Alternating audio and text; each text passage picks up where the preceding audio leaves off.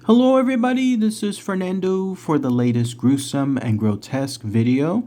As always, I just do these videos randomly when I come across something that I read online through from my Google News app or something else involving another article, such as the case with this very unsettling, very just gruesome accident that unfortunately just celebrated its anniversary a little bit earlier this year. And I use anniversary in loose quotes. It's 50th anniversary, no less. It's something when I was reading the information that reminded me of that video that I did a couple years back from John Jones. He was that man that got lost in the cave and basically just ended up dying in a horrific fashion, in a cramped position, just basically in a claustrophobic area in complete darkness.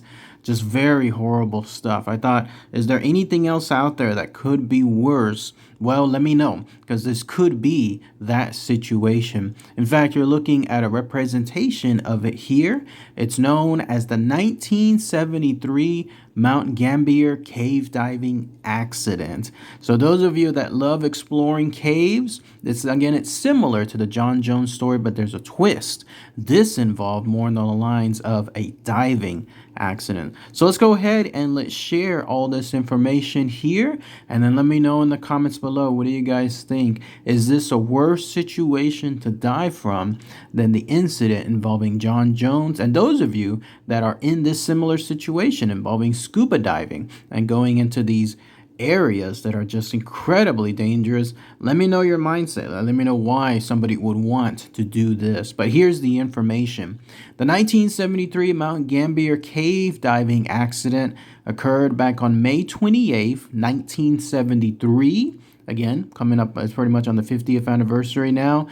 Time period was about maybe 1:30ish p.m. in the afternoon, and it was at a location, a sinkhole, a flooded one, in fact, known as the Shaft. This is there in South Australia, there at an area called Mount Gambier. So those of you that are there in Australia, let me know. Let me know if you know this specific area. Maybe you've even discovered it yourself. But otherwise, this is a tale that's fraught with danger. It just shows the incredible risks that people take when they go scuba diving. And it happens to be in an area like this, in a sinkhole, just shrouded in complete darkness. I mean, this was just absolutely brutal. So here's what happened on that day. First off, let's talk about the shaft itself. This is a very large sinkhole. This was somewhere that was discovered in 1938 there on a farm near Allendale East. Again, those of you might know some of the more local information associated with it. The problem with this sinkhole is that it's kind of been mapped, but kind of not at the same time. It has a small hole when it comes to one of the openings, but then I saw that there was another hole as well that's used for explorations. And then apparently there's another cave, something about 56 feet wide or so, that allows someone else to have another set of exploration there as well. Now, the reason that sinkhole actually exists is because apparently that area underneath, in other words, that rock area, is limestone.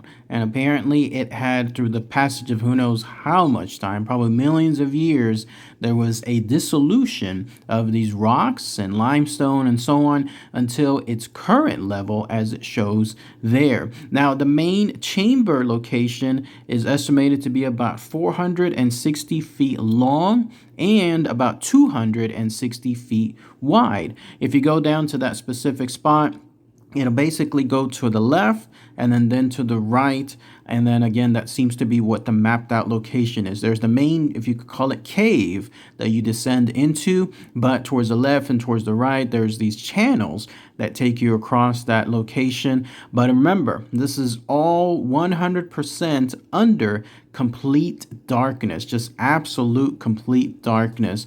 There's not going to be any light whatsoever except for the light that you have with you whenever you're going down there as a scuba diver.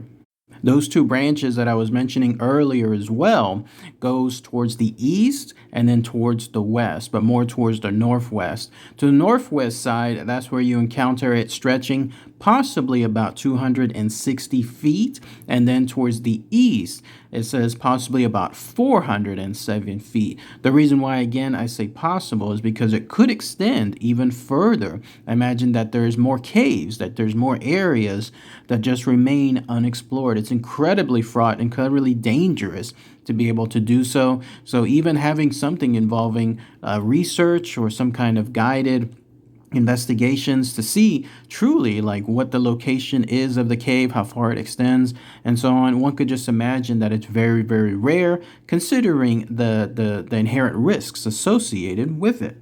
In fact, if you wanted to get into even more details as to the exploration attempts in order to map things out, there was one that was done in 1984, and then there was another one that was done in 1992. The one in 1992 giving more information, but then the very deepest sections were actually done in 2002 and 2003. Those are the deepest sections that were surveyed, and that's been the closest approximation associated to the overall depths and then also the overall lengths so with those specific branches. So again, it's going to be pretty deep and then it goes pretty wide when it comes to those two separate branches.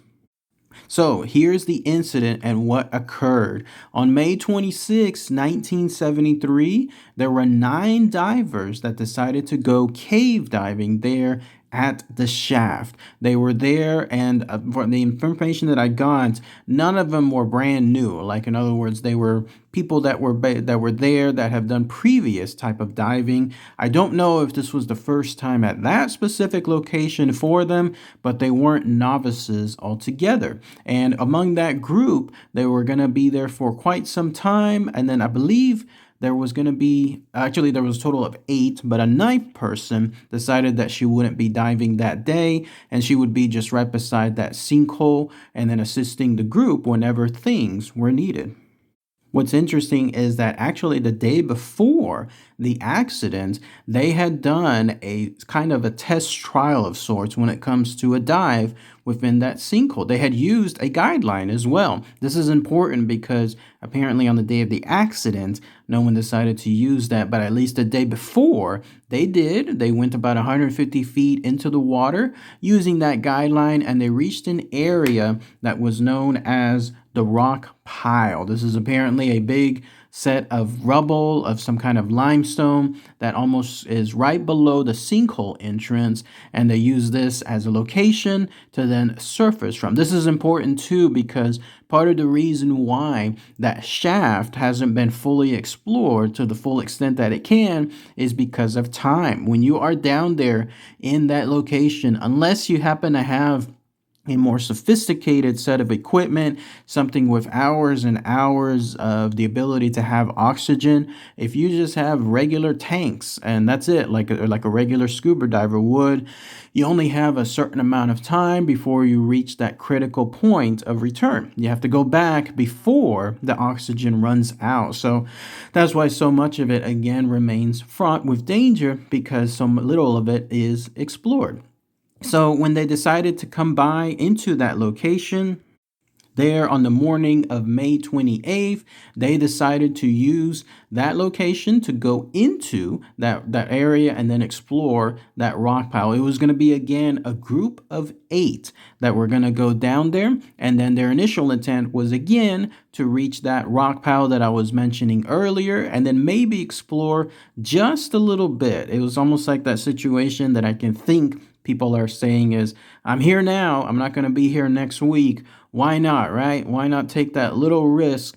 And as long as things remain safe, at least I'll be able to be in a spot where I took that unexpected turn, and then I'll be able to tell about that story later on. I get that feeling has happened before with a lot of the other stories that I've talked about here on the Gruesome and Grotesque, especially with the poor travelers that end up going to certain places out there in the desert. They think to themselves, I'm here right now, so why not explore even just a little more? Famous last words, in other words, when it comes to that specific spot. That rock pile, by the way, is considered the area that is the safest for recreational diving. It's almost like a big warning sign. If you go past that rock pile, then you're going to go into other spots that are extremely dark, unexplored, and could have also, I forgot to mention this, loose rubble. So who knows, maybe some of those rocks could actually come down upon you. You would have no idea because, again, you're down there in complete darkness and you happen to have just a flashlight pointing forward. And little do you know, there's a big rock that suddenly came loose somewhere above and then is coming down towards you. That's why, again, those of you that are scuba divers and love going into the deep depths of the ocean, let me know why. Like, why is that? It seems like it's so risky. Like, there's so much potential of everything going wrong and so little reward of having a fun time. It just doesn't really make sense to me. But the other reason why that rock pile is considered the safe area is because of this. Not only is there the missing, like in this case, missing oxygen that you could run out of, but there's another interesting effect that happens that involves scuba diving, especially into depths, and the use of oxygen. Is called nitrogen narcosis. I haven't heard of that before, so I had to look up that information.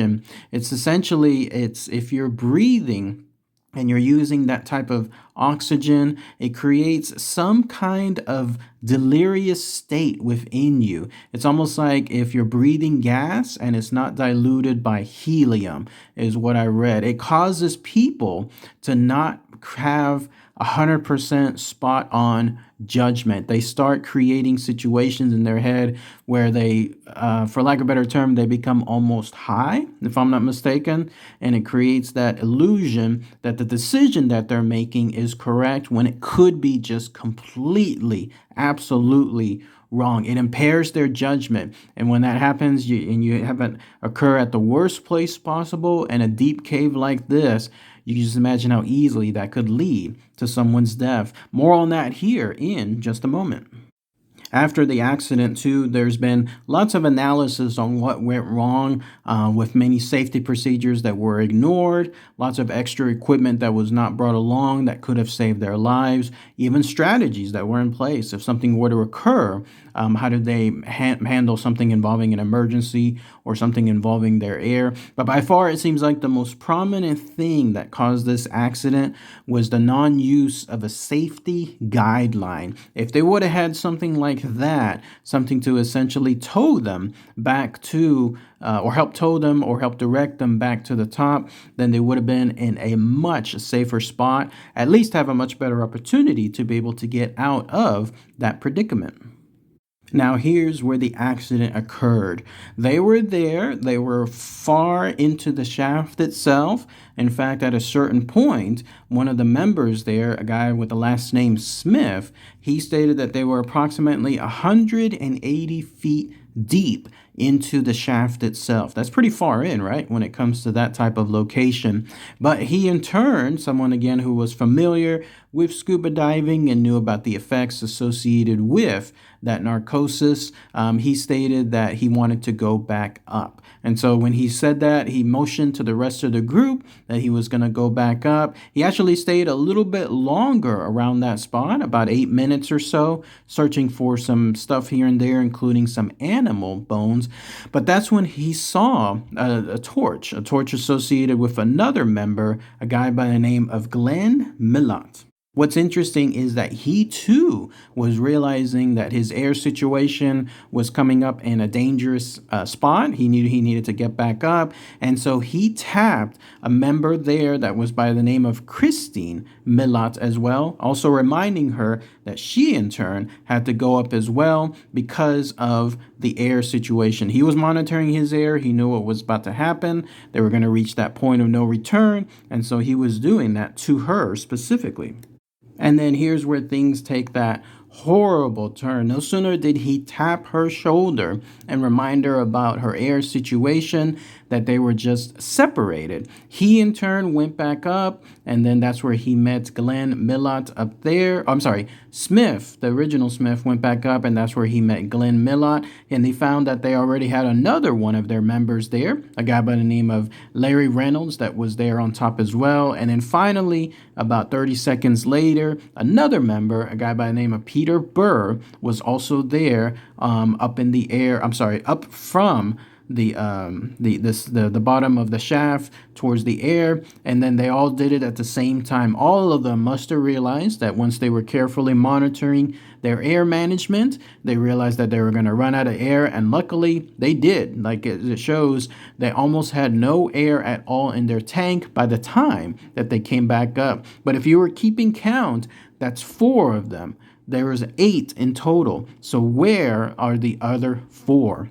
And so when they realized that the other 4 were not coming back up, Glenn Millot took one of the spare tanks and then he returned right back into the water. This time, he went far beyond the original intent. Remember, this was something where the previous one, the gentleman, Miss Smith, was going 180 feet. Now, this guy, Glenn Millot, was going 225 feet. And that's where that area began to branch off almost into a cliff. This is the stuff that drives me crazy. Like, if I had that situation, and even then being that far deep into the shaft, and you have your scuba gear on and you have that powerful flashlight, if you go to a cliff area and that flashlight just sees nothing but darkness, just straight downward, why would anybody follow that location? But apparently somebody did. That's when, at the edge of that cliff, that's when he found Stephen Millot's torch and camera. They were there, but he was not. Apparently there was a bunch of dust/silt that was around that location, implying that there was a significant disturbance around that spot as well. There was something that had occurred, and the idea is that Stephen Millot was realizing that he was in a very, very bad spot, and so because of it, he wanted to just get out of there. But how he did or where he went to, who knows? At least during that time period, there wasn't much that Glenn could explore because he in turn had to go back up as well, and then that's when he returned to the surface. But by that point, there was an ambulance that was already called. One of the members, Peter Bird, decided to check one more time, go back down there and see if anybody could be found, but they all realized the horrible truth. There's only so much time that those tanks would have had, and there's not only that, but even if they had more air, they would have been in that situation involving that dangerous form of nitrogen narcosis that would have taken into effect. So at that point, they were all realizing they were all the surviving members. Now it wasn't about finding survivors. Now it was finding bodies. Isn't that just horrible? Just absolutely horrible. What was it? Less than an hour ago, they were all A-OK. They were all hugging each other, high-fiving, about to go into the actual shaft location and then explore. And then an hour later, they realized that 4 of them are just floating down there somewhere, just basically as bodies altogether. Just horrible, horrible stuff.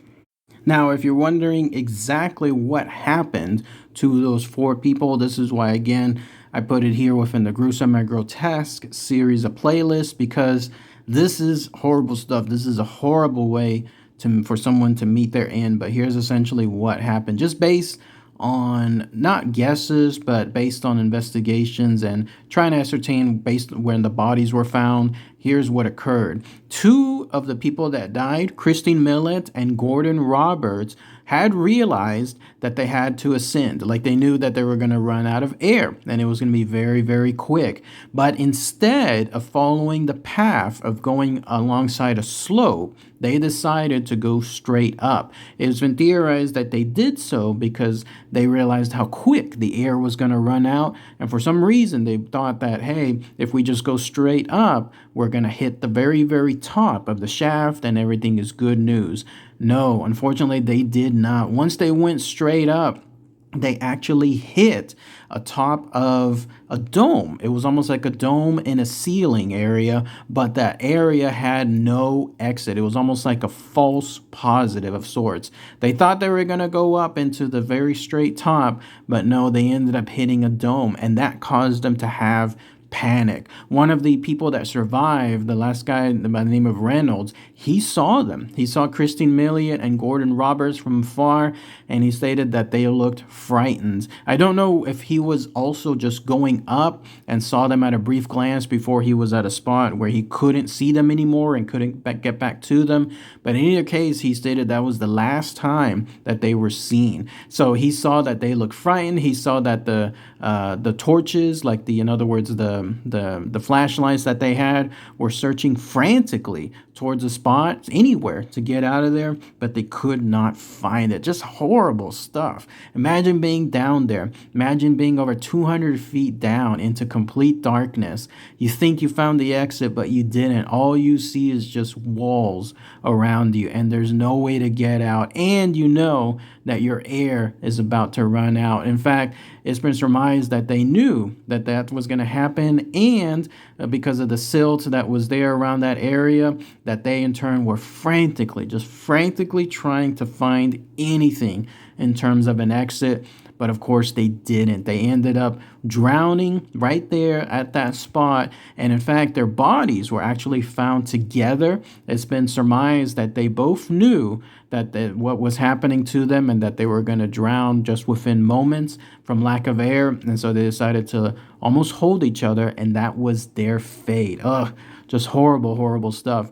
The other third diver, this was a guy by the name of John Bockerman. He, in turn, was seen swimming away from the group. If you could believe this, he was seen swimming strongly, very fast, in other words, down deep into the cave. Remember I was mentioning earlier about that area involving the cliff and so on, just into complete darkness. That's where he was going. Remember I was mentioning earlier about nitrogen narcosis, how it impairs judgment. That's been surmised. Maybe, according to that theory, it's the idea that he in turn thought that he was swimming to his escape, but obviously not. His judgment was being impaired. His mind was just completely altered, and so he was 100% just swimming straight to his death. And in fact, his body was found eventually later. In fact, it was about 20 feet away from where he was last seen, but he was found at the deepest spot possible associated with that shaft, at least far deeper than anyone else there. So he basically died there all alone, right at that deep, dark spot, all by himself, just out there in the cold, in the complete darkness, drowning just like that. Horrible stuff. And then finally, the fourth guy that ended up dying, a guy by the name of Stephen Millet, he in turn also got lost, presumably within that cave. His death remains the most curious because there's very little information that's been able to be ascertained as to what necessarily occurred to him. Did nitrogen narcosis take over? Did something else cause him to falsely believe that he was going somewhere? What's interesting is that he in turn was found about 50 feet away from an exit area. So he was the closest one to be able to get up to what would have been his escape, what would have been life itself. But somewhere along the way, he just got lost, and his torch and his camera, they were all found deep, way down into the base of the shaft itself. And then because he had some kind of a buoyancy vest, that's where his body was found about 50 feet. It's unknown though if this was because his body basically floated upward, or if he was that close alive, but then he ended up running straight out of air. But in any case, with those four bodies, they were all eventually recovered. It took a little while. In fact, the first closest attempt was associated on January 22nd, 1974. But while a body was found, it was very little that could be done to help obtain it. And so that's where some of the situation then shifted over to March 9th, 1974. There was more substantial equipment that was involved. And then on that day, it didn't succeed. And so finally, it took up until March 11th, 1974. And that's when all of the bodies were recovered. Some of them were recovered again right next to each other. Some of them were found near a rock ledge. All of them had to be identified because it wasn't immediate, just because of the conditions associated with the bodies. But again, it took almost 1 year later. Their bodies were all down there, just all in the complete darkness, just by themselves, almost like a tomb of sorts, until they were able to be fully recovered. And then, of course, they had the proper burials. There was an investigation done, and it was just pretty easy. Like, they all ended up being dead just because of lack of air. They ended up drowning down there, and the idea was they were hopelessly lost, or they panicked, or they fell victim associated with that nitrogen narcosis. If there's any good news, though, associated with this situation, with this horrible accident, is the fact that there was some regulations that were done. These were done to ensure that there was a restriction of access to cave diving venues there in Australia. There was also an association called the Cave Divers Association of Australia that was reported. And on top of that, there was a special police called the South Australian Police Underwater Recovery Squad that was done to make sure that hopefully this could prevent more deaths, or at least help make sure that there could be proper training systems involved, or maybe recoveries could be quicker, something along those lines. But either way, though, it caused all of this hurt occurred because of this very, very horrible accident. Again, just shivering stuff. Like, when I was reading this information, I don't understand the world of scuba diving. Maybe if it's just surface stuff, like you can see the light above you, that kind of stuff. But going deep down into those type of sinkholes, hundreds of feet deep, and then just going into those caves, I imagine they look very beautiful when you shine your lights on them, but the risks involved, no thank you. I would never, ever do that. But let me know what you guys think in the comments. Let me know about the situation. Some of you maybe that lived there in South Australia. Maybe it was 50 years ago and you happened to be there at that same time. Let me know what the local story was associated with it. All right, everybody. Thanks again as always. Take care.